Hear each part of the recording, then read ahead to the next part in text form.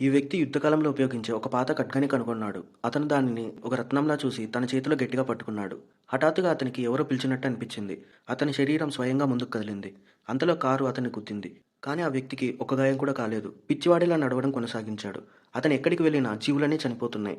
అది ఒక విపత్తుకు హెచ్చరికలా ఉంది. అదే సమయంలో ఒక అపార్ట్మెంట్ గదిలో ఒక వింత జరిగింది. ఒక అమ్మాయి జంతువుల గోడనెక్కింది. ఆమెకు దయ్యం పట్టినట్టు స్పష్టంగా కనిపించింది. జాన్ ఆ అమ్మాయి ఇంటికి వచ్చాడు. అతను తన సాధనాన్ని తీసి ఆమె తలపై ఉంచాడు. రాక్షసి నొప్పితో కేకలు వేసి కదలాడుతూ ఉంది. కానీ త్వరలో అంతా నిశ్శబ్దంగా మారింది. జాన్ ఇంక ముగిసినట్లు భావించాడు. అమ్మాయిలోని రాక్షసి హఠాత్తుగా క్రూరంగా మారింది. ప్రమాదాన్ని చూసి జాన్ ఎవరో ఒకరిని అద్దం తెమ్మని చెప్పాడు. అతను రాక్షసిని దానిలో బంధించాలని భావించాడు. స్టార్ట్ చేసే ముందు జాన్ వారిని హెచ్చరించాడు. వాళ్ళు కళ్ళు తెరవకూడదని. జాన్ ఆమె కళ్ళను మూసి మంత్రాలు పట్టించడం కొనసాగించాడు.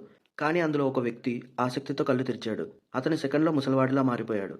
రాక్షసి అవకాశం చూసుకొని జాన్ నియంత్రణ నుండి తప్పించుకోవడానికి ప్రయత్నించింది. కానీ అది కుదరలేదు. చివరికి రాక్షసి అద్దంలో మూసివేయబడింది. జాన్ రాక్షసికి ఒక వీడ్కోలు సంకేతం ఇచ్చి అద్దాన్ని కిటికీ నుండి విసిరివేశాడు.